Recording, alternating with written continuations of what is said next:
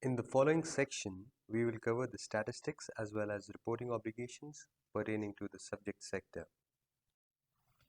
Following are the statistics pertaining to the number of reporting entities from the real estate sector who have signed up on GoML since its go-live back in June 2019 up till 8th of November 2020. Following are the number of reports filed by the real estate sector in the aforementioned period. Looking at these numbers, we'd like to strongly encourage the sector to spiral up their reporting regimes.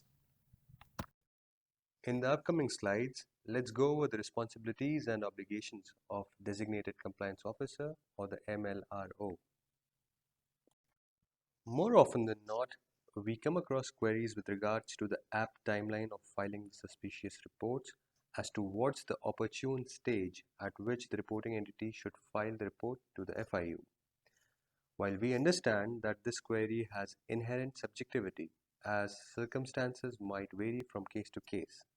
However, the following two excerpts from the pertinent laws and the bylaw indicate that the reports have to be filed as soon as possible, or in other words, without any delay.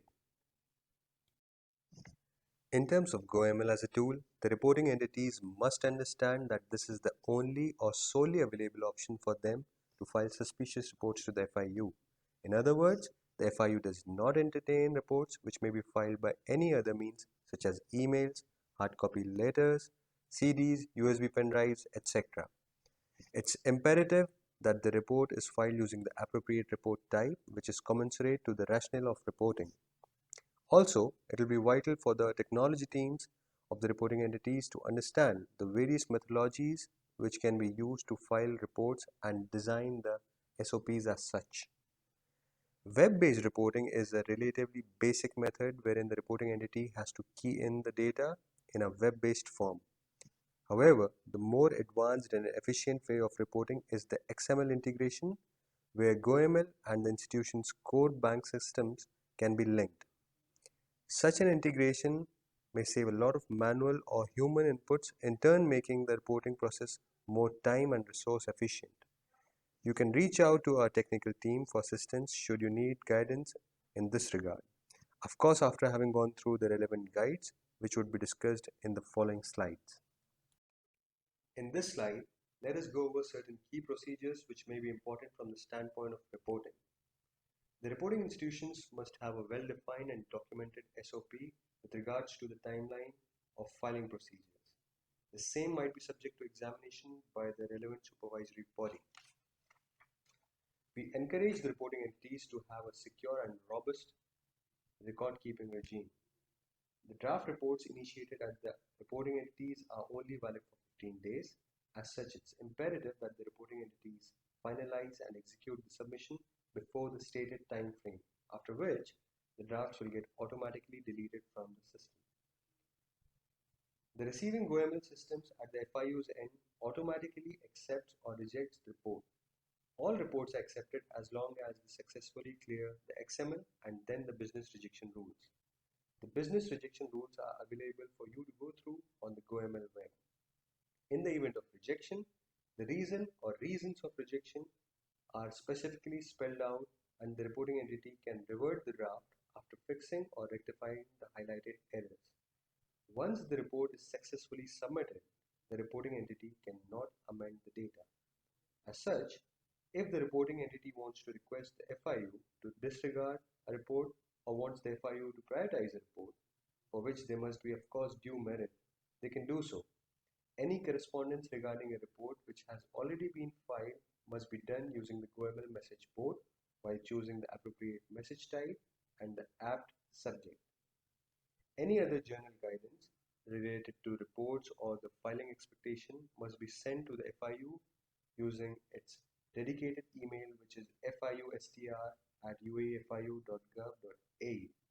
However, for technical queries regarding the GoML system, the registration of users, etc., might be sent to goml@uaefiu.gov.ae. Post facto actions after realizing the suspicion, such as restricting the customer's or account's activity, must be taken in line with the relevant laws and regulations and also in line with the reporting entity's own risk appetite based on their internal policies. There are situations at times wherein the compliance regimes are confused if their actions might lead to tipping off. In that regard, we recommend you to go by the approach which is in line with the following parts of the relevant laws and regulations. Now let us go over some of the best practices that we highly recommend the reporting entities to adopt in order to bolster their compliance programs. It is integral to embed a culture of compliance throughout the organization, where compliance is everyone's responsibility and not just that of the compliance officers or the compliance departments.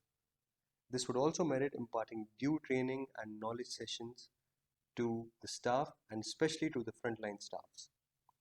We also encourage you to tune your monitoring systems based on the real-life rules and scenarios corresponding to your industry's risks, wherein the alerts can be generated more efficiently and accurately. The institutions must have a duly documented process of internal reporting, investigating and escalating the reports to the FIU, ideally with a maker, checker and approver concept to ensure the integrity of the information. We'd like to stress on the expectation that the compliance function must have its due independence and under no circumstances must be influenced by business in terms of the investigations and reporting. The MLRO and the Deputy MLRO must be the key focal points for liaising with the FIU and should be available at all times to answer queries which might be addressed to them at any given point of time. Upon the successful submission of any report, the FIU sends an acknowledgement to the reporting entity about the receipt of the report. Furthermore, the FIU may even send a bespoke response to a particular report through the message board. The reporting entity may also choose to respond to FIU's response, should it merit, also using the GoML message board. Broadly speaking, some of the major areas where there is substantial room for improvement are the timeliness and accuracy of information imparted to the FIU by the way of reports. While both factors are equally important, in order to maximize the accuracy of information, the reporting entity must ensure the right input in the designated fields on reports, attach the right attachments, documents, and proofs, and must most importantly choose the most relevant reason for reporting, as that plays a major role in our procedure of risk rating and also prioritizing the report. Finally, we would like to strongly encourage the designated compliance officers and their deputies to peruse through the web submission guide in depth and obtain due understanding of the elements such as report types and the appropriate use of fields.